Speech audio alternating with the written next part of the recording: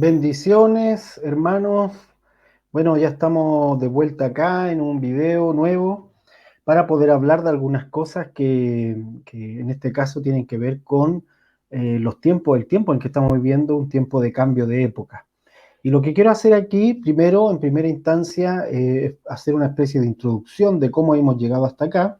Voy a usar algunos ejemplos de lo que ha ido pasando en Chile y después voy a plantear hacia dónde vamos, ¿sí? A grueso modo. Esto con el fin de que ustedes al ver este video puedan también dentro de sus territorios, dentro de sus ciudades, ver cómo encaja lo que el Señor ha estado hablando con ustedes, en ustedes, digamos, todo esto que les estoy planteando y si obviamente les puede ayudar también a aclarar algunas cosas que seguramente ustedes también han estado revisando. Así que, sin más preámbulo, quiero partir con este versículo de 2 de Pedro 3:10, que me parece muy preciso, un versículo que de hecho yo usé bastante en el libro Reflexiones del Fuego, porque dice, pero el día del Señor vendrá como ladrón en la noche. Aquí quiero decir que este día del Señor no está en términos escatológicos, aquí no quiero usarlo yo en términos escatológicos, sino más bien usarlo en términos de que el día de Dios o el día del Señor era considerado un día de juicio, ¿sí? Y el día del Señor también ocurrió en el año 70 en el Templo de Jerusalén. O sea que era un día donde el Señor juzgaba y estaba esta dimensión, porque el juicio de Dios tenía dos dimensiones, como lo hemos visto en otras oportunidades, la dimensión de juzgar los sistemas de impiedad y la dimensión de proteger al remanente de los justos. Amén. Entonces, todo lo que está ocurriendo en esta época, el último año, también tiene esta doble dimensión. El juicio a sistemas de impiedad y al mismo tiempo la bendición de Dios sobre los remanentes de los justos. Entonces, el día del Señor vendrá como un ladrón en la noche, en el cual los cielos pasarán con grandes estruendos, aquí el término raquia para cielos, y los elementos, aquí el término stoikeia, que como decía antes yo usé bastante en el libro Reflexiones del Fuego, ardiendo serán deshechos, ¿sí? Y la tierra y las obras que en ellas hay serán quemadas. Entonces, los elementos, los stoikeia, son los elementos del mundo. Y para dar un ejemplo mucho más gráfico, podríamos decir, por ejemplo, que el sistema económico tiene diferentes engranajes, diferentes elementos que lo componen. Podríamos hablar de la banca, la bolsa de comercio, qué sé yo, los sistemas de producción, la cadena de suministros, todo esto son elementos de un sistema económico. Y en este caso serían los stoikeia del sistema económico, ¿sí? Cuando Pedro está hablando de los elementos, el término stoikeia son los engranajes del sistema del mundo. Y Pedro está diciendo que en el día del juicio, en el día donde Dios juzga, estos engranajes son deshechos, dice, y la tierra y las obras que en ella hay serán quemadas. Quemadas por el juicio, no es que va a haber un gran incendio, ¿verdad? Sino que es el juicio venido del fuego espiritual de Dios. Dice, puesto que todas estas cosas han de ser deshechas, ¿cómo no debéis vosotros andar en santa y piadosa manera de vivir, esperando y apresurando para la venida del día de Dios? Ahí vuelvo a usar este término, por eso quería tomar el concepto del día del Señor con el día de Dios, como sobre todo, no tanto como un tema escatológico, sino sobre todo como un momento de juicio, precisamente porque después Pedro usa el concepto del día de Dios, en el cual los cielos, encendiéndose, aquí vuelve a reafirmar la imagen, serán deshechos y los elementos, de nuevo, los stoikeia, siendo quemados, se fundirán. Pero nosotros, dice, esperamos, según sus promesas, cielo nuevo y tierra nueva, en los cuales mora la justicia. Y aquí viene la palabra entonces a nuestra mente del Señor, donde dice que todo pasa, ¿verdad? Pero su palabra no pasa. Y luego, refiriéndose o tomando esto como fundamento, entonces podemos decir que cielo nuevo y tierra nueva vienen en Cristo Jesús. Amén. Entonces, este cielo nuevo y esta tierra nueva se refiere a un escenario distinto al que ya pasó, voy a poner en términos como para aplicarlo a la hora, sería un escenario distinto a lo que ya fue, a la época que pasó, entrar a otra época, ¿verdad? En donde la medida de justicia en la iglesia sea mayor que la que tuvo en el tiempo pasado, ¿sí? Ok, Entonces, avanzando un poquito con esto quiero partir, teniendo en consideración este versículo que nos va a ayudar un poco a dar pie a lo que quiero explicar ahora. Y quiero explicar cómo se fue quemando los estoiqueias, cómo se han ido quemando los elementos del mundo. Y a mi parecer, no solo mío, obviamente, también de hermanos con los que compartimos continuamente, eh, el mover apostólico profético que tuvo auge desde el 90 en adelante, yo puse aquí del 90 hasta el 2010, como para dar un marco de referencia, eh, el mover apostólico profético vino a traer ese fuego que lo que no era un fuego del típico avivamiento evangelístico, ¿sí? No era un fuego al tipo pentecostal, ¿verdad? Pentecostal en términos de las iglesias pentecostales, ¿sí? No el pentecostal del Pentecostés de Pedro y de los discípulos, sino este tipo de fuego es un fuego que tiene que ver con la justicia de Dios, ¿sí? Con la justicia de Dios que va a quemar los estoiqueias. Y los estoiqueia, los elementos del mundo se queman primero en la iglesia y luego entonces pueden ser juzgados fuera. Amén. Entonces, lo que vino a hacer el mover apostólico profético fue llevarnos de nuevo al fundamento de Cristo, al fundamento del Hijo. Ese era el objetivo del mover apostólico profético. Ahora, obviamente, también hay situaciones en las que cosa apostólica y profética no tenían nada apostólico y profético. Eso lo sabemos, porque el mover apostólico y profético no vino para perpetuar un sistema babilónico, no vino para reforzar un sistema babilónico, sino todo lo contrario, para traerlo a juicio. Amén. Entonces, claro, obviamente han habido situaciones como en todo mover del espíritu ocurrido, situaciones en donde se abusa entonces o se malusa lo que el Señor quiere traer con otros fines, con fines propiamente personales que no tienen nada que ver con lo que Dios quiere hacer. Entonces, el objetivo del mover apostólico y profético era traer el fundamento, pero el mover apostólico y profético no tenía un fin en sí mismo, ¿sí? Sino que el objetivo era otro. Una vez que este mover apostólico y profético viniera, aquí yo quise poner otro escalón, había que ascender o había que avanzar hacia la instauración de los ancianos en los territorios. Los ancianos en la iglesia de los territorios, ¿sí? Lo que conocemos hoy como un presbiterio. Un presbiterio no en un concepto de un cargo jerárquico, sino el presbiterio en, el concepto, en la dinámica de la hermandad. Amén. Esta autoridad, pero en la dinámica de la hermandad. Amén. Entonces, los ancianos en el territorio que estuvieran fuera de la templo dependencia, que fueran libres de una templo dependencia, es decir, fuera de Babilonia, ¿sí? Fuera de la dinámica propia de esta estructura jerárquica y entonces, por lo tanto, fuera de Babilonia. Y esto tampoco era un fin en sí mismo, esto de los ancianos, porque como objetivo era que la iglesia se sienta entonces como la corte de Dios, que la iglesia pueda establecerse en los territorios con estos ancianos como la corte del Señor en la tierra. Amén. Todo esto relacionándolo, por eso uso este concepto de la corte, para que mentalmente lo podamos relacionar con la justicia, con una medida de justicia que va en aumento en nosotros como iglesia. Amén. Ahora, como decía adelante, eh, todos los moveres del Señor genuino van a generar una mayor justicia en la iglesia y van a producir un juicio de los sistemas del mundo. Y en el caso nuestro, desde el 90 al 2010, comenzó este mover, o mejor dicho, tuvo un auge.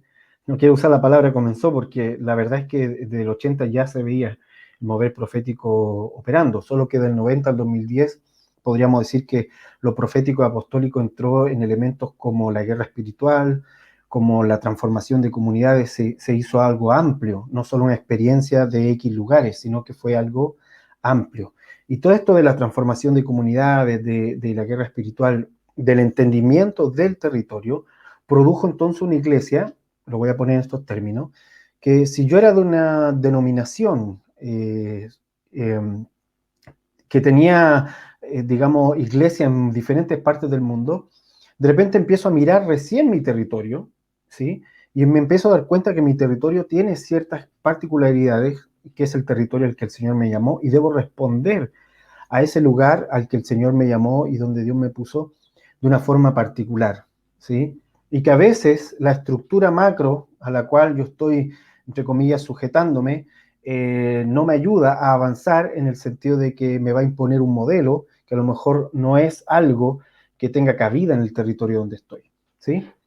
Entonces el mover apostólico profético, con todo este énfasis en la territorialidad, porque ha tenido un énfasis en el gobierno también, obviamente, no estaba separado, por eso se llegó a ese punto de la territorialidad, porque tenía un énfasis en el gobierno, es que producto de eso, entonces, se empezaron a tocar los fundamentos. Y esto, vuelvo a reiterar, debía llevarnos a la instauración de ancianos, no a que los apóstoles y profetas se transformaran en la nueva jerarquía, sino que en la instauración de ancianos para la hermandad, y por lo tanto en una iglesia que pudiese operar como una corte. Amén. Ahí estoy resumiendo básicamente muchas cosas que todavía estamos en eso. Tampoco es como que esto esté acabado. Yo diría que el mover del 90 al 2010, para mí, en el caso de Chile, vimos un auge de este mover apostólico y profético. Ahora, lo de los ancianos y lo de la iglesia como corte creo que todavía está en proceso. Pero siguiendo con esto, este es un pequeño resumen de lo que nos ocurrió aquí en Chile. Eh, y este resumen está súper acotado porque seguramente que hay muchas cosas que el Señor ha usado a otras personas y que no están acá. Entonces esto no es el todo, ¿sí? Para que se entienda. Esto es solamente lo que yo puedo mostrar por conocerlo de primera mano. Entonces, del 2010 al 2018, el Señor nos dice que va a haber un tiempo de reinicio. De esto yo he hablado muchas veces y solo lo menciono ahora para contextualizar. Un tiempo de reinicio de la nación, porque hay un cambio de temporada también y de época. Y el Señor va a hacer un reinicio de la nación. Y para hacer este reinicio de la nación, el Señor nos pidió que tocáramos cierto elemento durante esos 8 años. Cada año fuimos tocando diferentes elementos, vuelvo a reiterar, son los que el Señor nos pidió en ese momento. No es que sean los únicos elementos, seguramente alguien podrá decir, mira, a mí Dios me dijo en el 2012 tal cosa que no aparece ahí. Bueno, vuelvo a decir, aquí está solamente lo que nosotros conocimos de primera mano, pero estamos seguros que obviamente el Señor usa su iglesia de diferentes lugares en diferentes maneras. Entonces, haciendo este resumen rápido, el 2010 fue el terremoto justamente en el Bicentenario de Chile, se cumplían los 200 años y entramos a los siguientes 200 años con un proceso de reinicio de 8 años. Ese era como una especie de proceso bisagra, ¿sí? Muy similar a como ocurrió 200 años antes, que de 1810 a 1818 Chile vivió un proceso bisagra hasta el inicio, digamos, de Chile como nación, más que el inicio, el reconocimiento de Chile como nación en la firma de independencia de 1810 a 1818. Y aquí, en el caso nuestro, 200 años después, Dios está diciéndonos que va a haber un reinicio similar en 8 años y que debemos, como iglesia, tocar ciertos elementos para hacer crecer nuestra medida de justicia. Entonces, el 2011, todo tenía relación con esta generación que Dios quería que sobreviviera. Vuelvo al punto aquí del juicio que vimos en Pedro, en los versículos de Pedro. Estos tiempos de juicio normalmente traen juicio a los sistemas de impiedad, pero también buscan tomar a un remanente, guardar un remanente. Y el 2011 se trataba de eso. El 2012 fue cuando viajamos a la Antártida y el Señor empezó a hablar con mucho énfasis en el ser iglesia más que el hacer, en activismos, en cosas, que nos centramos en ser algo más que en hacer. Entonces, eso que puede parecer muy simple, abarcaba muchos cambios, ¿sí? Porque, por ejemplo, era ser el templo, no formar el templo en términos materiales, sino ser el templo en términos espirituales y en términos personales y de hermandad también, pero no construir más templos, ¿sí? Más templos de ladrillo. Entonces, como les decía, desde el 2012 comenzó el Señor a hablar con mucho énfasis en ese viaje a la Antártida acerca del ser el Hijo. 2013, para nosotros en Chile tuvo relación con el mar. De hecho, hicimos un viaje para tocar ciertos puertos, orar en ciertos lugares, ir al mar, de hecho. Y esto tenía relación con la identidad anterior, o que hasta ese momento tenía Chile ligada al mar, una identidad que, digamos, absorbió de todos los años que estuvo bajo la tutela inglesa. Por si algunos no lo saben, después de la independencia hubieron varias décadas en que Chile tuvo una tutela inglesa en términos económicos. De ahí apareció la Guerra del Pacífico, de ahí que Chile sea tan minero, de ahí que Chile esté orientado siempre hacia los puertos, una infinidad de cosas. Mucho de esto yo lo explico en el libro El mayor acontecimiento, eh, de cómo influyó entonces la identidad chilena, de esta nueva nación que estaba emergiendo en el caso de Chile. Entonces, nosotros en el 2013, como iglesia, me refiero a Iglesia de Chile, estuvimos orando por esto. No es que estas cosas solamente ocurrieron estos años, esto siguió en proceso, Dios siguió profundizando, en la iglesia, en la nación siguió buscando más de esto y siguió tocando más elementos. Solo estoy haciendo un apunte.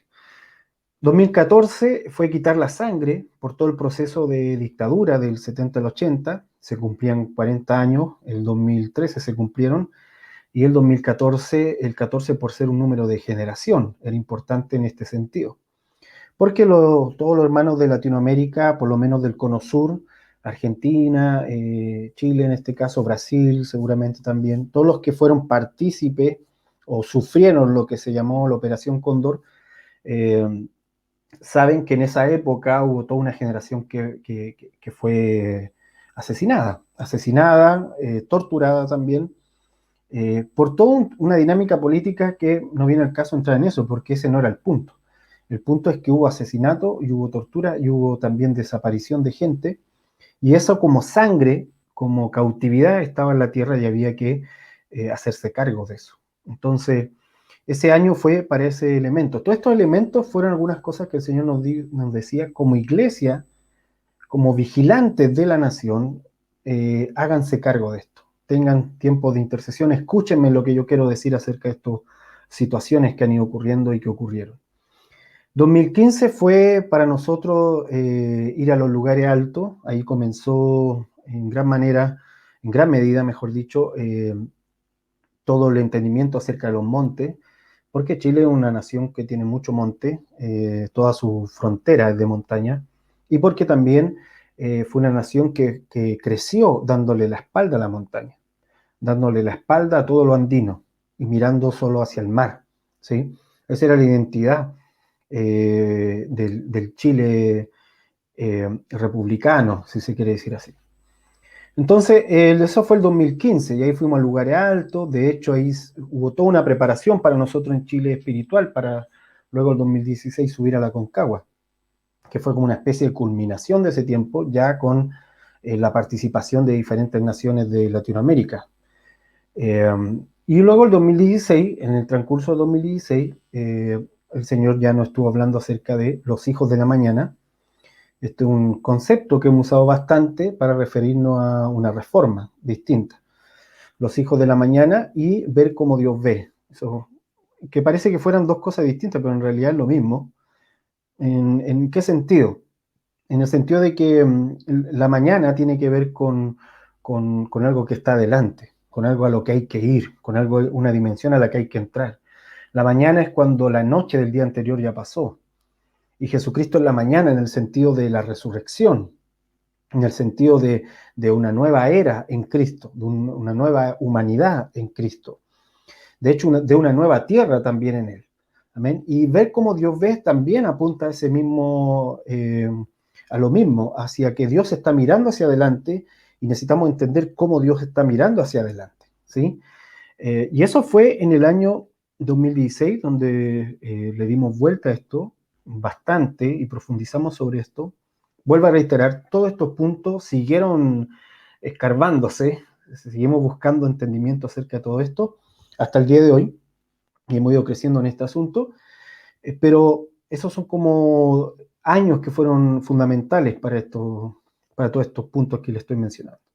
2017 fue lo del arma de la reforma, ahí el Señor empezó a hablarnos ya de la tierra, o enfatizarnos de que el gobierno del Señor puesto sobre el hombre, sobre sus hijos, era la tierra. Como Dios puso en Adán, y de esto yo expliqué en el libro La Tierra Eterna, aquí lo estoy mencionando súper superficial, ahí lo pueden encontrar con mayor profundidad, pero como el mandato a la humanidad fue gobernar la tierra, ¿sí?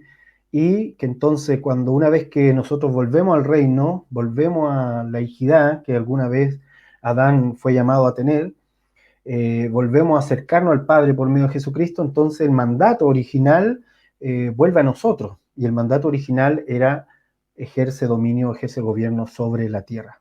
Y como también nosotros hemos ocupado demasiado tiempo en buscar ejercer dominio sobre sistemas del mundo, sobre stoicheia, sobre elementos de este mundo, y no sobre la creación, que era donde originalmente debía aplicarse el gobierno de Dios.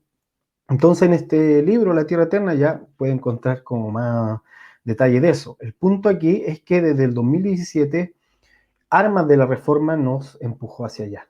¿Sí? Este concepto de las armas de la Reforma nos llevó finalmente a que hay un ejército de Dios, aparte de la iglesia, o mejor dicho, la tierra como ejército, como cuando el Señor dice, las langostas, el ejército mío que yo envié. ¿Se acuerdan en esos versículos del profeta?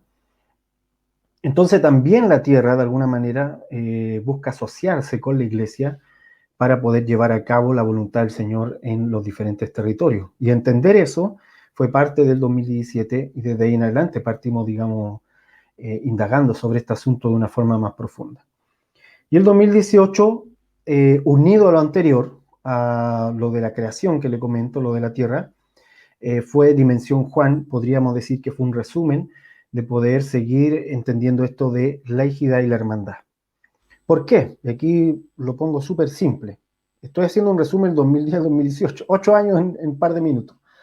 Lo voy a poner súper simple porque esta tierra, esta creación, no fue para que una persona nomás la gobernara, sino para que la hermandad de la iglesia lo gobierne. ¿Sí? Y sin hijidad, más allá del término de entenderlo como algo de sanidad interior, sin la hijidad, en el sentido de ser como el Hijo, Cristo, sin esa hijidad es imposible una hermandad. Amén. Y sin la hermandad también es imposible la hijidad. ¿Por qué? Porque el Padre es un Padre para todos nosotros, es un Padre nuestro. ¿Sí? Así que el Padre se manifiesta también en la comunidad de los santos. No es solo un Padre personal, ¿sí? Entonces, no hay hijidad sin hermandad y al viceversa. No puedo entrar a la hermandad si no está el Hijo en mí. Amén. Porque no es una mezcla de cosas, sino que es la hermandad de los hijos. Entonces, y sin esto que acabo de mencionar, no se puede tocar la tierra. Porque la tierra responde básicamente a los hijos de Dios, a los verdaderos hijos de Dios que caminan en hermandad. Entonces, eso es un pequeño resumen. Obviamente se puede profundizar en esto, pero solo para llegar a este punto. De estos 8 años, estos fueron los elementos que se tocaron, o que por lo menos puedo decir yo tengo conciencia de esto. Seguramente el Señor tocó más con o hermanos a los que le haya enviado a tocar otros puntos. Aquí me estoy refiriendo a Chile, solo para hacer un ejemplo, porque en las diferentes naciones también el Señor estuvo haciendo más cosas. Y llegamos entonces a ese 2019, en donde todo explota, ¿sí? 2019 empieza todo a conmoverse, los stoiqueias se han quemado, los stoiqueias se han derretido, derrumbado, como dice Pedro, porque el día del Señor ha venido, porque el juicio de Dios se ha establecido, porque viene una separación de la cizaña y del trigo, y el 2019, la palabra incluso que nosotros recibimos, recuerdo en enero, estaba terminando el 2018, estábamos entrando y el Señor nos dice lo que viene es irrevocable, o sea, no se puede detener. Y luego ya profundizando, ya el Señor nos habla de una cosecha, de una separación del trigo y la cizaña.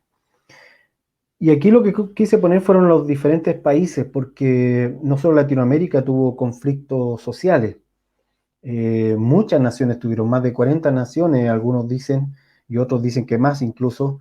Aquí quise poner algunos: Irak, el Líbano, en Irán, en Argelia, en Cataluña, tal vez se acordarán de esa casi independencia de Cataluña, y las protestas que vinieron después.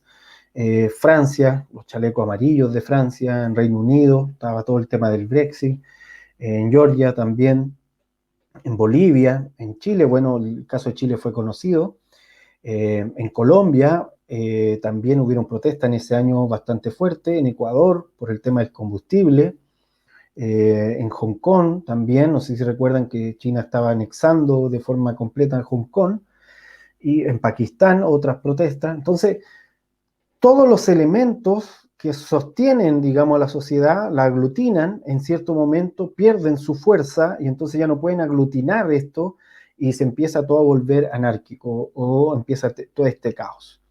¿Por qué quise mostrar varias naciones? Porque si usted va a cada una de estas naciones a revisar las explicaciones de por qué se dieron estos estallidos, difieren mucho unas de otras. Inclusive en el caso del Cono Sur hubieron incluso algunas personas que creían que había toda una conspiración internacional detrás de estas situaciones. Yo la verdad no puedo aventurarme a nada de eso, solo puedo decir que espiritualmente hablando, los elementos que sostenían las sociedades, ¿sí? Se habían perdido su vigor, habían perdido la fe de la gente.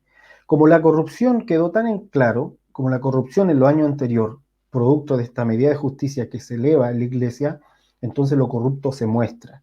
Y como la corrupción se mostró tanto, entonces la gente le quitó su fe a estas estructuras, y al quitarle su fe a las estructuras, entonces ya no pueden aglutinar a estas personas, ya no pueden sujetarlas. ¿Sí? Y las personas entonces empiezan a protestar por diferentes causas. Todos los países que les estoy mostrando tuvieron causas diferentes, pero en todas ellas se repetía el mismo patrón, y era que las personas ya, digamos, no se quedaban, digamos, con la explicación básica que antes podían recibir. ¿Sí? Dándolo como ejemplo, imagínense una alfombra que de repente se empieza a deshilachar y empieza a notarse que hay mugre guardada atrás, abajo de esa alfombra. Bueno, eso empezó a pasar. Ok, y podríamos darle mil explicaciones. Yo solo quiero mostrar el hecho, ¿sí? Digamos, el hecho en sí. Entonces, el 2019 vino esta separación. ¿Por qué? Cuando ocurren estos momentos de caos, entonces hay una separación. Ya se vuelve todo tan radical que hay una separación. Y los hijos del Señor, como remanente, debían manifestarse, no en el sentido de ir a protestar ni nada, sino que manifestarse en su nivel de justicia, como pacificadores, como gente que resplandece en luz. Amén. Eh, pero entonces este deshilachamiento de esta alfombra, que son las estructuras del sistema, dejaron ver todo lo que estaba escondido abajo. ¿Y qué es lo que ocurría? Que los liderazgos, por ejemplo, democráticos, ya estaban fallidos, los liderazgos políticos ya estaban fallidos. Yo quise poner democrático porque donde no hay democracia da igual si están fallidos, o sea, donde hay dictadura, la dictadura se impone por la fuerza. Pero en estos casos, los países, digamos, donde sí había un sistema político, se evidencia que los liderazgos están fallidos, que ya no tienen la fe, la creencia de la gente, que están agotados, secos de esa fe, no la tienen, la gente se las quitó. Y se vuelven entonces países ingobernables, ¿sí? Se vuelven países que no los pueden sujetar. Las situaciones que antes traían crisis a estos países y se sujetaban por medio del sistema, ya no se pueden sujetar. Lo segundo también empezó a manifestarse, esto antes de la pandemia, todo lo que estoy mencionando, que la economía global estaban estancada, ya no había crecimiento. Esto usted lo puede revisar en todos los índices del 2019 hacia atrás. Las economías más grandes, más pujantes, se estaban todas estancando. ¿Por qué? Porque el sistema global económico ya no tenía dónde seguir vendiendo ni dónde seguir, obviamente estoy haciendo una simplificación por si acaso, pero el sistema está tan enraizado, ha hecho uso de todas las cartas que tenía, ya no, y un producto podía dar la vuelta al planeta, de hecho, así de global era todo esto. Y entonces, ¿qué ocurre? Que se empieza a notar que aún con esto ya llegamos a un tope, se llegó un techo, la economía llegó a un techo, o ese tipo de sistema económico. Ahora, ese sistema económico produce, no solo producía, produce muchas formas de injusticia, porque el sistema económico en sí es injusto en su esencia. Ya de eso hemos conversado con usted en algún momento. En esencia es injusto y por eso Dios lo juzga también. Pero volviendo al punto, economía global estancada, no hay dónde absorber, dónde vender, entonces empiezan a ocurrir choques de proyectos políticos económicos distintos que tratan de responder a ese problema. Y ahí empiezan a chocar. Ahí se va a recordar a lo mejor China con Estados Unidos estuvieron chocando en ese tiempo, estaba Trump, me acuerdo, y era una guerra económica entre ellos, entre aranceles, que uno le cortaba el arancel a este, que otro le cobraba más, y así. No eran los únicos, por debajo habían otros movimientos de estos macroeconómicos que estaban ocurriendo. Y lo tercero es que las identidades nacionales estaban bajo estructuras, supraestructuras, como la ONU, como el FMI, en el caso de Latinoamérica como el ALBA, como el Mercosur, digamos, estructuras de diferentes bandos políticos que se ponen sobre las naciones y entonces empiezan a exigirle que absorban cierta dinámica a cambio de dinero o a cambio de un préstamo o a cambio de un lugar en la mesa internacional, en fin. Pero esto va produciendo que las culturas propias de esos territorios se empiezan a vaciar, empiezan a perder significado y lo que empieza a ocurrir entonces es que hay un auge de identidades más atomizadas, lo que llamamos los ismos, los feminismos, los animalismos, los indigenismos, en fin, diferentes ismos, ¿sí? Algunos no terminan en ismos, pero usted me entiende, me refiero a identidades que no son propias de un territorio, sino son propias de causas, ¿sí? Entonces estas identidades de causas empiezan a aparecer porque la identidad que antes tenía ese territorio ya se empieza a diluir por causa de estas superestructuras que empiezan a imponer cosas más transversales para todas las naciones. Ahora, obviamente, todo esto tiene muchos otros fines propios de estos sistemas. Entonces, ¿a qué voy con esto? Que esto ya se estaba tejiendo, todas estas identidades atomizadas se estaban tejiendo ya hace muchísimo tiempo. Nadie podría decir que el feminismo nació ayer, por ejemplo. Nació hace mucho tiempo. Pero todas estaban sujetas a esta alfombra bien tejida que estaba sobre ellas, y cuando esta alfombra bien tejida se empezó a deshilachar, esto empezó a salir hacia afuera, ¿sí? Y entonces lo que ocurrió es que obviamente después del 2019, o no después del 2019, sino que en estos años, y el 2019 fue un año crucial para eso, aparecen diferentes identidades. Yo quise poner aquí lo de los emprendedores también, porque en cierto momento, en los últimos años, hubo un auge de esta cultura del éxito, del que emprende, del que, qué sé yo, del que tiene bienes materiales, del que es exitoso, del que, en fin, propia de la, se puede decir, de la clase media de nuestras naciones, con un fin de progresar.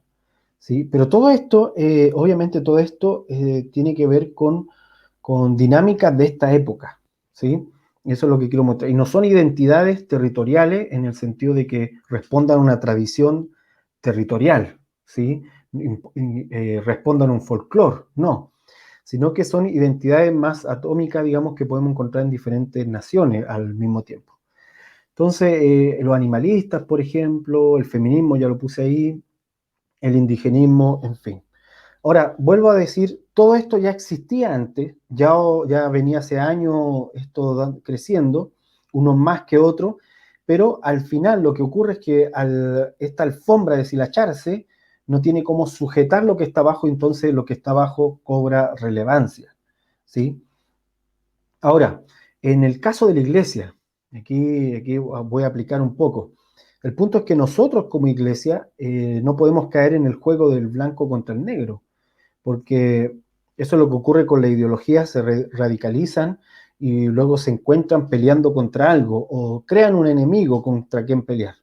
En el caso del feminismo, pelean contra el patriarcado, en el caso del indigenismo, contra el colonialismo, en el caso del animalista, contra, qué sé yo, las empresas que matarán animales seguramente. El emprendedor está en contra, digamos, de todo lo que le impida ese emprendimiento, ¿sí? Todos los mecanismos económicos que le impidan ese emprendimiento. Entonces van generando estas identidades que van en contra de, entre comillas, enemigos, pero todo esto es ficticio, todo esto es mental, todo esto es parte de el mundo, y en ese sentido es ficticio y es hechicero, es una hechicería al final propia del mundo.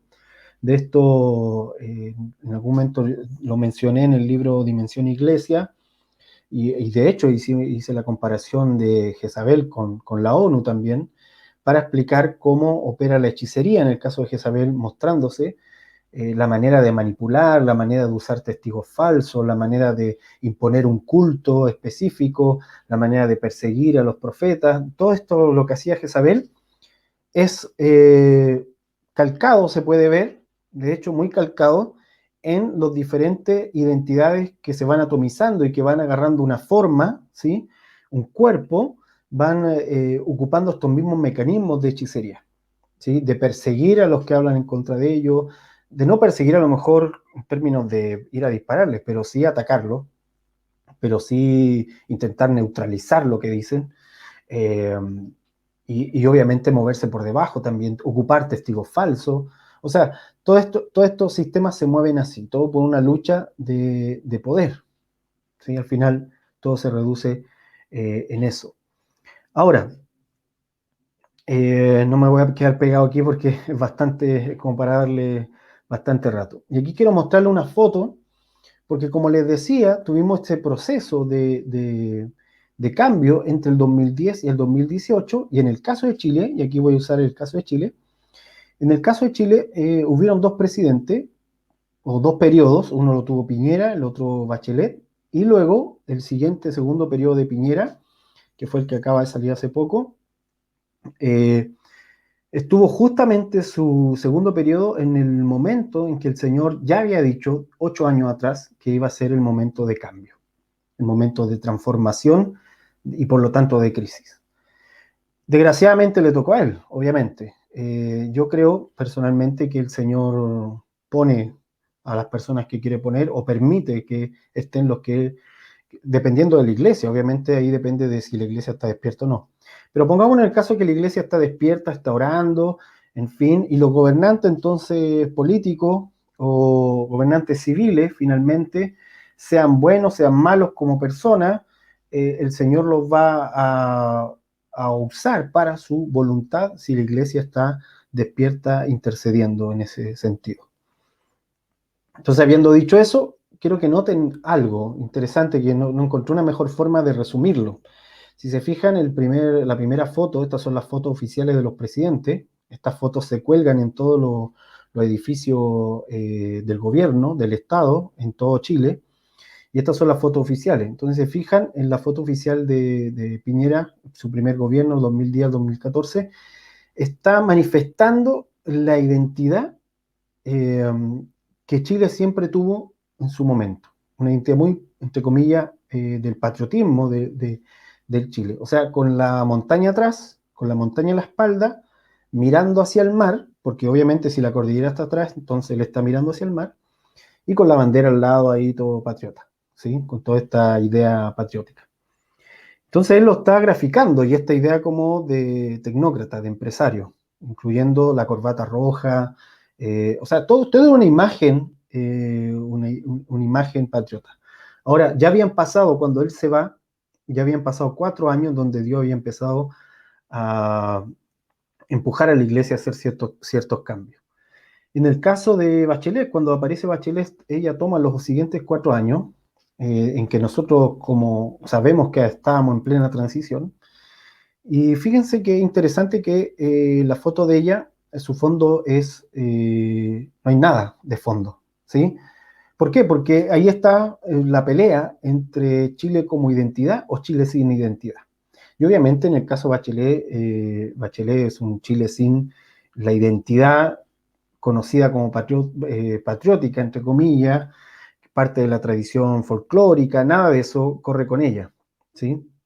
En el caso de ella, ella promulgaba algo mucho más global, de hecho terminó en la ONU, ¿sí? Como para que se haga una idea del tipo de contactos que maneja, entonces su fondo es nada, ¿sí? O sea, la transición absoluta, en ese sentido. La transición, de hecho, intentó hacer hubo un intento de hacer una nueva constitución, con una consulta ciudadana y todo, porque lo de ella era la transición absoluta. De hecho, el concepto era el nuevo ciclo, para que se entienda. Y ella termina entonces en este proceso de transformación, de transición, que el Señor nos había dicho. Y luego vemos aquí el Piñera 2 o segundo gobierno de Piñera, ya no está con esta imagen de la montaña a la espalda, ya no está mirando el mar. Piñera está dentro en este caso, de un jardín o de un parque, seguramente, no lo sé. Pero ya no tiene estos elementos ni la postura típica, digamos, de la imagen patriótica, o de la imagen, lo voy a poner así, no voy a decir patriótica, porque en realidad es la imagen de la identidad que Chile tuvo todos los últimos 200 años, que es la identidad que quedó después de toda esta tutela inglesa, de todas las incursiones, incluso europeas, dentro del territorio, en fin, y todos los conflictos que hubieron en base a eso, ¿sí? Y entonces aquí encontramos, por ejemplo, al nuevo presidente, que lo puse en esta foto, su foto oficial, demuestra un poco cómo fue dándose este cambio. No sé si lo hicieron de forma consciente o no. El hecho es que él aparece ya no dándole la espalda a la, a la cordillera, a la muralla, voy a decir, a la cordillera, sino dándole la espalda al mar. El mar como fondo de horizonte, pero dándole la espalda al mar, quiere decir que mirando hacia la cordillera, o sea, mirando hacia el continente, mirando hacia adentro. De hecho, su primer viaje es hacia Argentina. Entonces, con esto lo que quiero decir, independiente de si estos presidentes ustedes podrán, en el caso de los chilenos, podrán encontrar lo bueno o malo, no estoy en ese tipo de conversación ahora. Lo que quiero plantear aquí es que hay una transición clara, ¿sí? Hay una transición clara que se muestra del 2010 hasta el 2018. Y obviamente quien quería buscar el poder, lo que hacen el sistema político básicamente es que ve a esta alfombra deshilachada y trata de tejer su propia alfombra que pueda aglutinar a todas estas identidades que están abajo. Entonces, precisamente, quien termina ganando las presidenciales, en el caso de Chile, es aquel que de alguna forma trata de articular toda esta identidad atómica, ¿sí? O atomizada, más que atómica, atomizada, que vemos ahí, que estaban ya en la sociedad, que se muestran después de que pierde poder los estoiqueya, los elementos se van derrumbando, porque ahora estamos en un momento en donde empiezan a emerger nuevos elementos, ¿sí? Nuevos estoiqueya se empiezan a construir, ¿sí? Entonces, la iglesia lo que hace es funcionar como un vigilante, como un guarda, ¿sí? De la ciudad. Y por lo tanto, si los nuevos estoiqueya son injustos, va a volver a traerlos a juicio. ¿Sí? Ese es el punto. ¿Por qué? Porque la iglesia no opera en este mundo, la iglesia opera en los cielos y por lo tanto no depende de esos elementos. ¿Sí? No para nada depende. Quien le provee a la iglesia es Dios, es el Padre, quien le provee todo en realidad. Por lo tanto, todas las promesas que los sistemas de este mundo pueden hacer, no, no hay nada, digamos, que puedan ofrecerle más grande que el reino de los cielos. ¿Sí? Ahora, obviamente podemos caer en el error de creer que una promesa es mejor o no, ¿sí? Y eso puede ocurrir. Pero lo que voy aquí es que se nota claramente la transición de lo que ha ocurrido en los últimos años. Este nuevo presidente que está ahora no sabemos si va a durar los 4 años porque hay una constitución que se está escribiendo.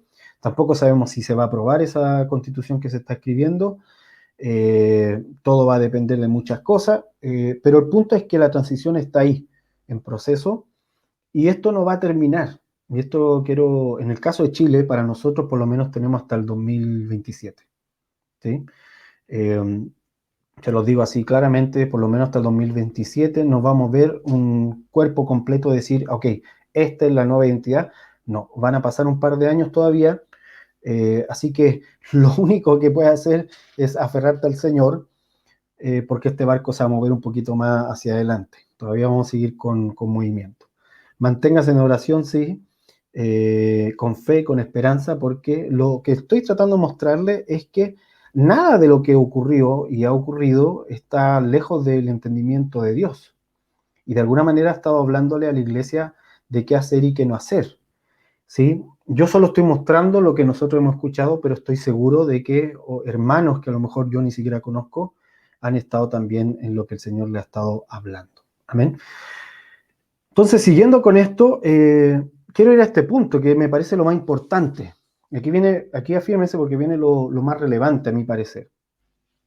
Del 2020 hacia adelante, lo que ha venido ha sido un juicio dentro de la iglesia, porque la iglesia también entra dentro de este juicio, por eso es una cosecha, por eso se produce una cosecha, ¿verdad? Para separar cizaña de trigo. Y aquí hay un juicio a la templodependencia y a la marca ministerial. Eso es lo que estaba bajo juicio. Voy a agrandarlo un poquito aquí para que lo vea. Quise poner dos imágenes. Uno de la carta de Pablo a la Odisea, que está ahí en YouTube. La pueden encontrar, escuchar, porque está como audiolibro. Y una imagen del libro Paganismo en tu cristianismo. Muy bueno, se los recomiendo que lo lean.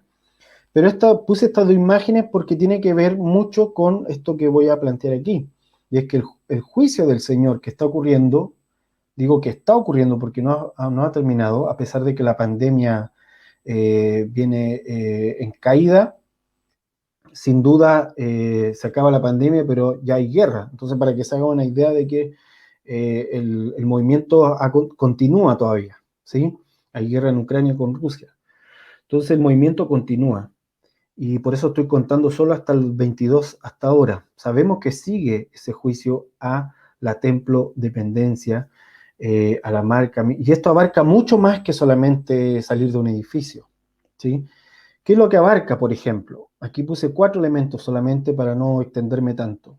Primero, los ministerios con supraestructuras globales de repetición. ¿A qué me refiero? Que como iglesia deberíamos cuestionar los mecanismos y estructuras que centralizan el fluir del espíritu. Deberíamos además cuestionar todos los modelos que industrializan la formación de congregaciones, ¿sí? Haciendo de los santos una reproducción en cadena, ¿sí? ¿A qué me refiero? A que lo voy a poner así, este manual de cómo ser hijo de Dios tiene que ser el único manual en todas las iglesias que son parte de este ministerio de aquí a la China.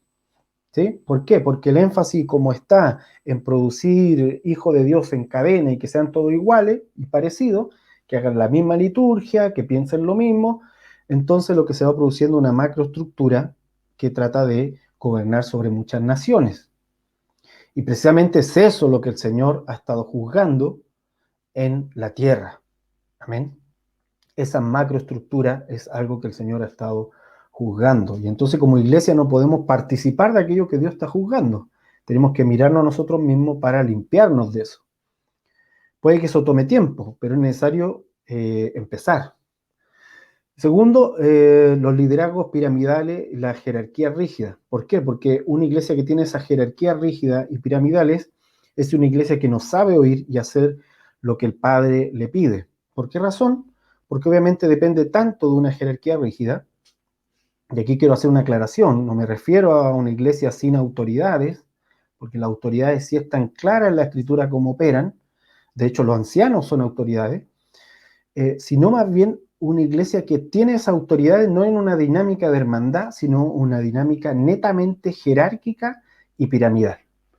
Y cuando eso se da, ocurre que en la cúspide de la pirámide, quien habla debe ser obedecido al pie de la letra, y entonces es difícil, por no decir imposible, que la hermandad aprenda a escuchar a Dios por su cuenta y al Padre y obedecerle y seguirlo, si siempre está dependiendo de la voz, digamos, del que está en la cúspide de la pirámide.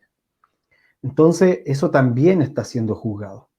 Lo tercero, identidades atomizadas. También usted dirá, pero ¿cómo, hermano? ¿Hay en la iglesia? Sí, bastante. Desde que decimos yo soy de Pablo, yo soy de Cefa o yo soy del ministerio tanto.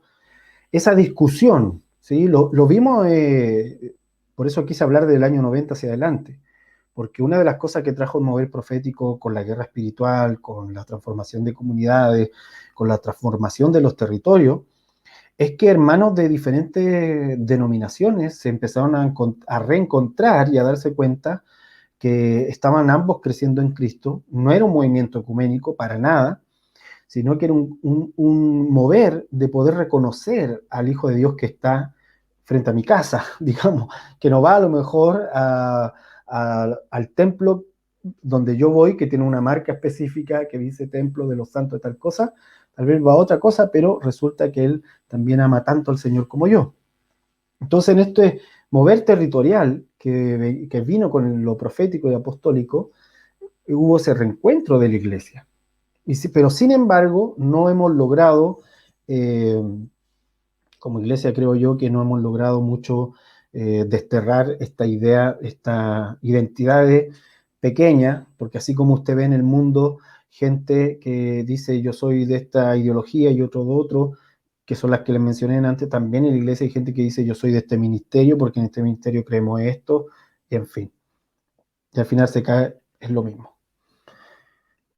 Entonces, también como último punto, eh, se está juzgando el oikos de la iglesia, o sea, la administración, la economía de la iglesia como familia, ¿sí? Porque ha estado ligada al mantenimiento de estas estructuras grandes, que básicamente han funcionado, desgraciadamente, algunas de ellas como empresas de bienes raíces. ¿A qué me refiero? Con que se lo dice a alguien que le ha tocado viajar a diferentes naciones y ha visto que en diferentes naciones, desgraciadamente, hemos visto iglesias que entre ellos han tenido conflictos de quién es este terreno, de quién es este edificio que se construyó aquí, y entonces conflicto entre líderes con los hermanos o entre líderes con los líderes mayores que él, porque hay toda una discusión, o sea, al final el objetivo es quién se queda con esto. ¿Sí? Eh, Macroestructuras que al final el negocio es comprar terrenos, ¿sí?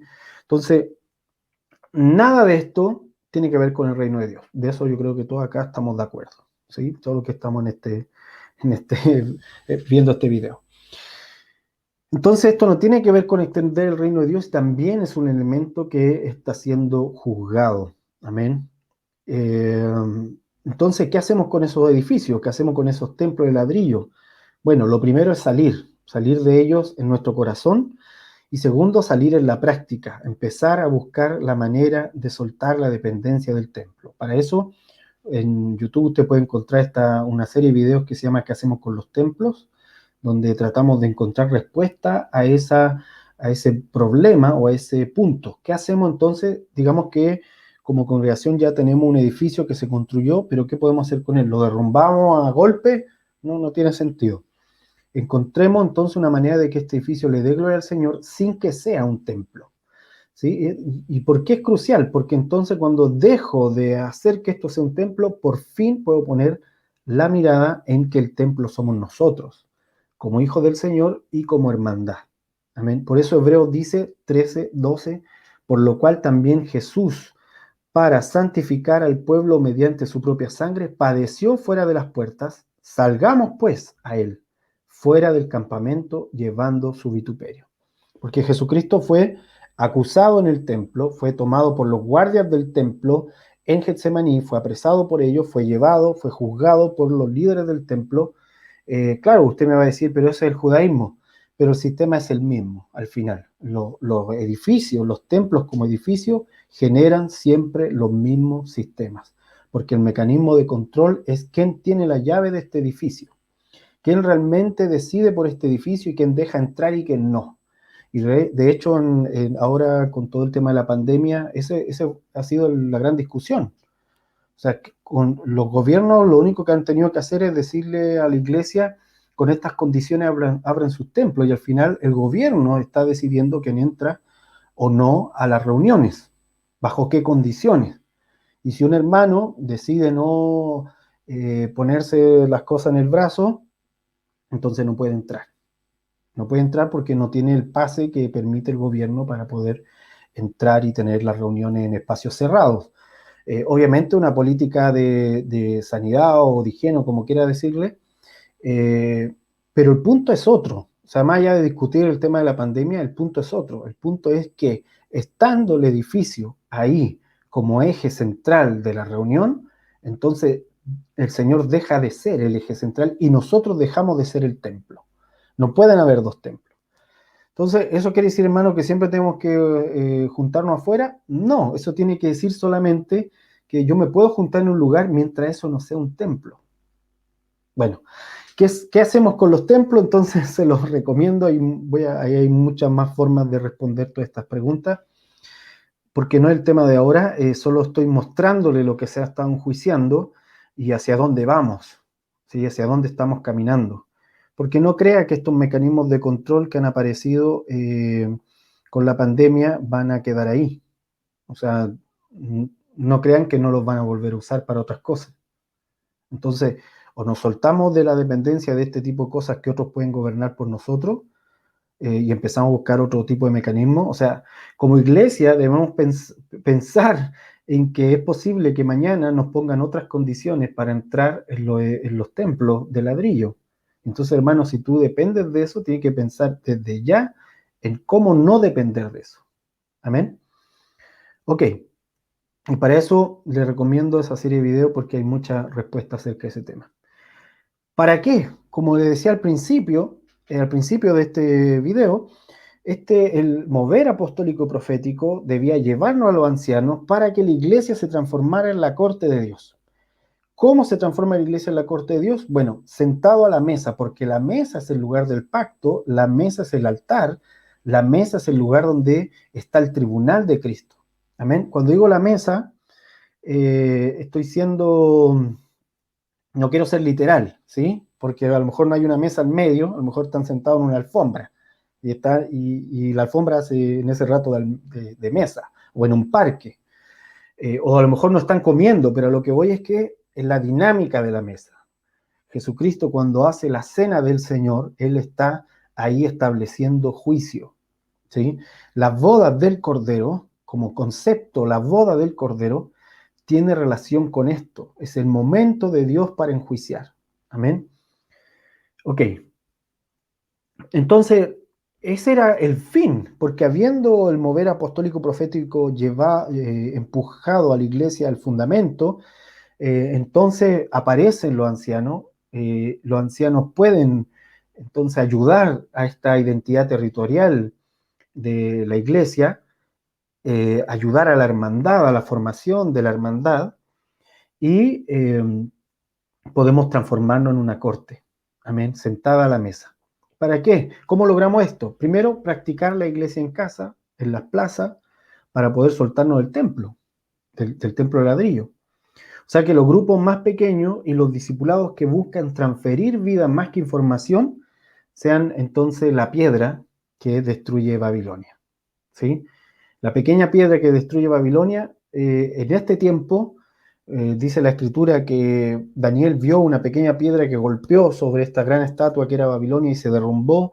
¿Se acuerdan? La estatua se vino abajo y esta pequeña piedra se transformó en un gran monte y el Señor le dijo, ese es el reino de Dios. Obviamente la pequeña piedra es Cristo, lo sabemos. Pero hoy en día la pequeña piedra viene a ser esto pequeño que emerge fuera del mecanismo oficial. ¿Sí? Segundo, la mesa como lugar para legislar, para tener tiempos de intercesión distintos, para hablar y encarnar la semilla, para desarrollarla entre nosotros, porque en la dinámica de una mesa hay conversación, hay luz, de hecho, hay entendimiento entre la hermandad. Y producir la identidad territorial de la iglesia. Amén. Tercero, profundizar la identidad de los hijos. Ahí vuelvo con el concepto de la hermandad. Y desde esa base la identidad territorial de las congregaciones en los barrios, las ciudades, en las regiones diferentes. Y cuarto, la economía de la iglesia ahora orientada al avance del reino en las comunidades. Amén. Con esto no estoy diciendo que antes no se haya dado todo esto que estoy mencionando, que en otro año no se haya dado. No, esto no es como que ahora el Señor está haciendo todo lo nuevo. No. Lo que estoy diciendo es que aquí que lo estamos enfatizando, que en la reunión de las casas es posible enfatizar estas cosas, ¿sí? Porque el dinero no se va a ir, obviamente, a pintar de nuevo el templo de ladrillo, por ejemplo, a cambiarle las flores. No, lo que se reúne realmente puede ser destinado a cosas que expandan el reino de los cielos de forma mucho más agresiva incluso. Y aquí quiero mostrarle esto. Y aquí con riesgo de que le parezca muy extremo o no, pero lo necesito mostrárselo. Esto es lo que ha sido y lo que creemos que será. Primero esta forma que ve ahí en la parte izquierda, ¿sí? Violeta, es el color violeta, esta forma más piramidal de iglesia, que tiene un énfasis de una hermenéutica teológica unificada, es decir, que todos piensen de una forma, que todos se lean estos libros en esta iglesia, que todos piensen de esta manera, y que si no te lees esto, entonces tú no piensas como nosotros. O sea, todo ese cuento de unificar una hermenéutica, porque obviamente te lo van a decir como que es una teología. O podemos nosotros creer que estamos diciendo, no, esto es una forma teológica de entender el reino de Dios, pero en realidad es una hermenéutica, es una manera de interpretar la Biblia, ¿sí? La mayoría de las teologías funcionan más como hermenéutica, y eso hay que ser sincero en ese aspecto. Eh, Bien, sigo con esto. Entonces, hay un énfasis en esta hermenéutica teológica unificada y en la forma entonces de hacer la liturgia, porque una cosa está amarrada con la otra.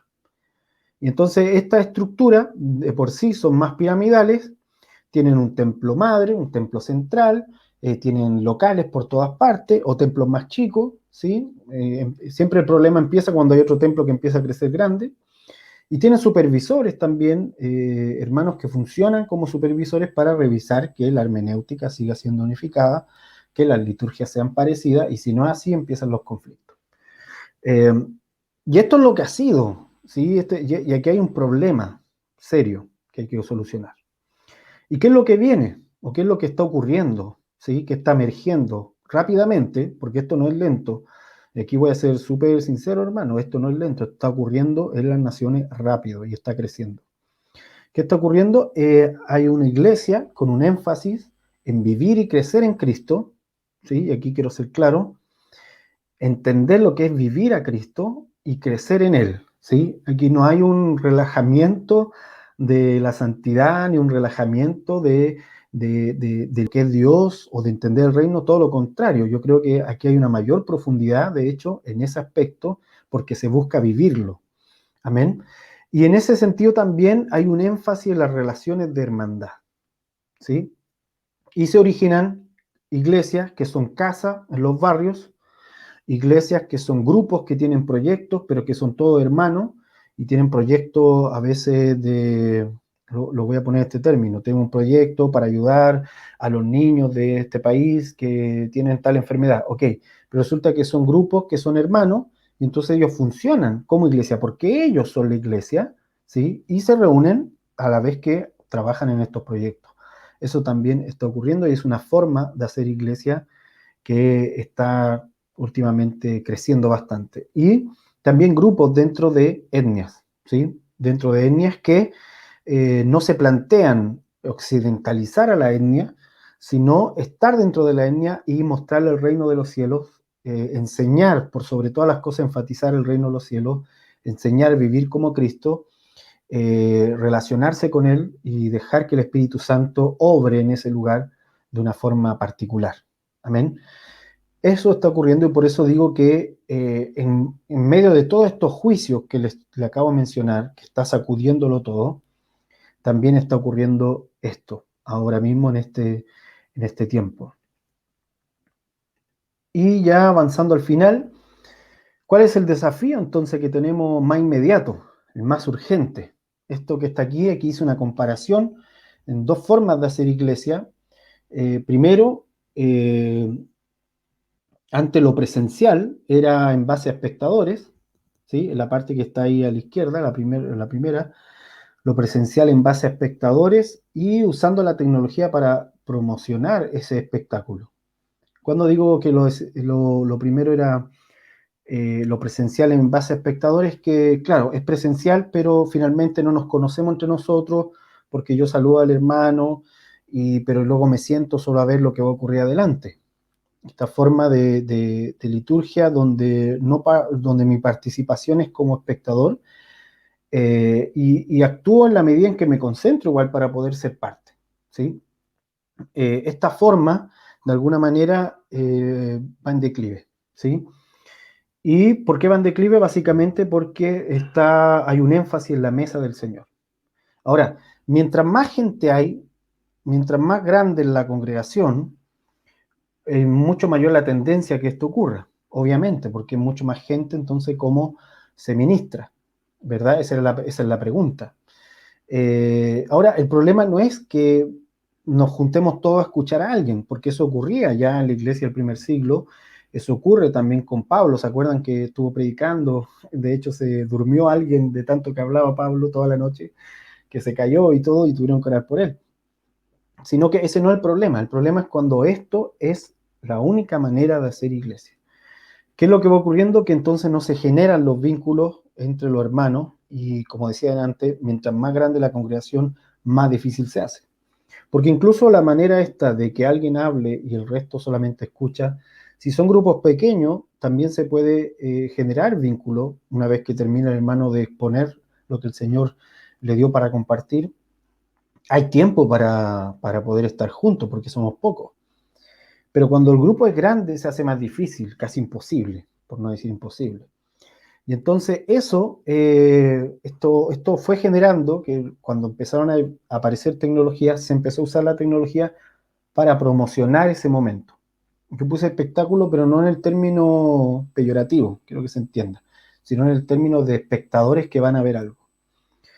Y entonces eso va generando, obviamente, es útil para un grupo afín a una creencia, que viene a escuchar un meeting, ¿sí? Como cuando pasa, cuando hacen una reunión, los que están protestando por algo, y hay un escenario, y se para el tipo a dar su discurso en contra de no sé qué. Claro, sirve para eso, pero entonces nos va dejando vacíos de cosas que la iglesia sí tiene y que no podemos desarrollar usando esta dinámica. Entonces el desafío es volver al origen. ¿Cuál es el origen? Me refiero a lo presencial, pero con vínculos genuinos. Y en esto la iglesia en las casas, los grupos más pequeños, obviamente, son mucho más fáciles de lograr esto y también están mucho más acorde al diseño original de cómo la iglesia comenzó. Porque los 3.000 que ganó Pedro no se quedaron juntando los 3.000 en un punto, terminaron reuniendo todo en diferentes casas. Y sí, habían reuniones donde todos se juntaban en las ciudades, pero no era lo cotidiano, eran X veces, digamos, y el resto todo se hacía en las casas. Entonces, lo presencial, con vínculos genuinos, y aquí la tecnología funciona solamente como un apoyo comunicacional.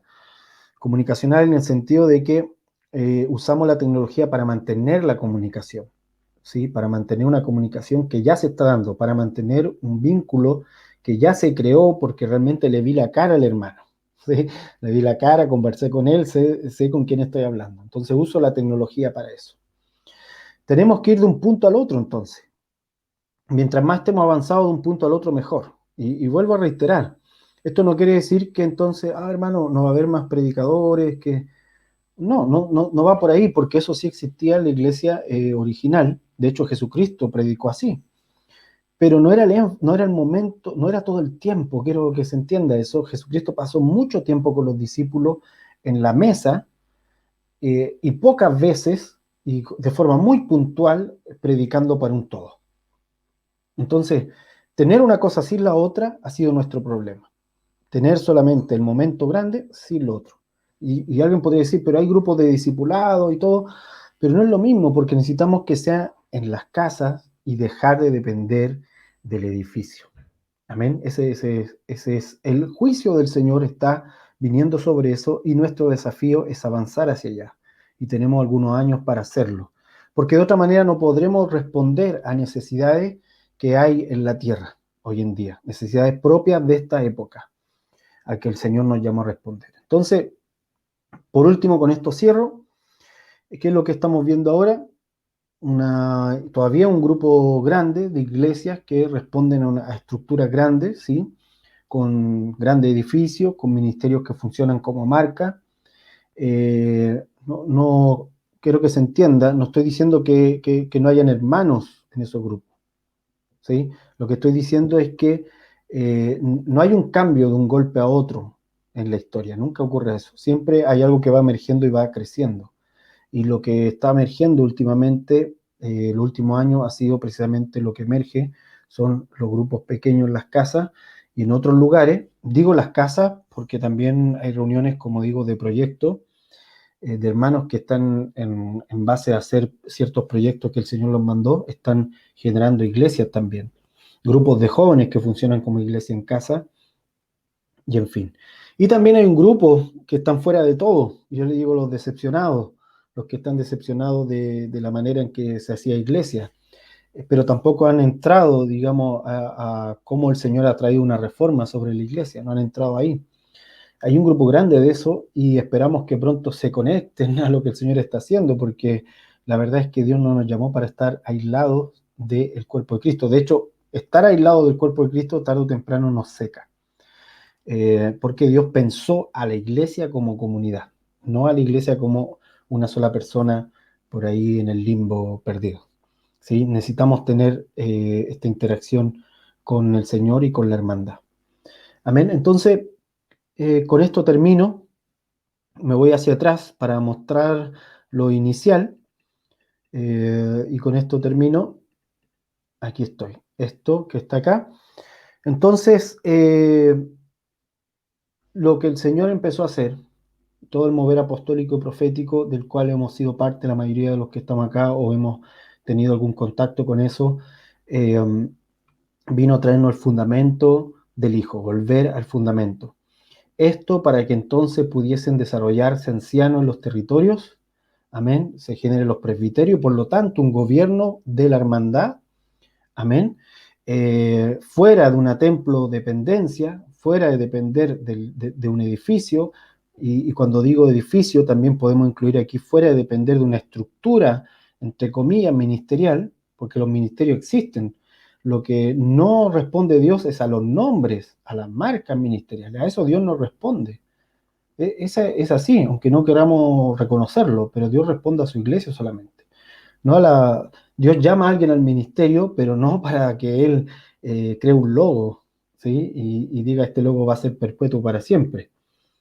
Entonces, volviendo a este punto, que hayan ancianos entonces en los territorios, a nivel de ciudades, a nivel de regiones, a nivel de naciones, en fin. Iglesia sentada, y por último, lograr una iglesia que funcione como la corte de Cristo en la tierra. Amén. Y para eso tenemos que tener una iglesia que sabe escuchar al Señor, que sabe poner en práctica esa voz de Dios de forma espontánea, de forma rápida, que no tenga que ser de forma coercitiva, dirigida por el gobierno de turno o por el momento de la época, porque sencillamente se le ocurrió al gobierno de turno decir, no, desde ahora no entra nadie en este edificio, a menos que tenga tal requisito. Entonces, para eso necesitamos ser una iglesia libre. Les recomiendo todas estas cosas que les recomendé, pero, pero sobre todo la carta de Pablo. Traten de leerla, está bien interesante. Creo que hace sentido con todo esto que hemos hablado hoy. Sean todos muy bendecidos. Nos vemos en el siguiente video.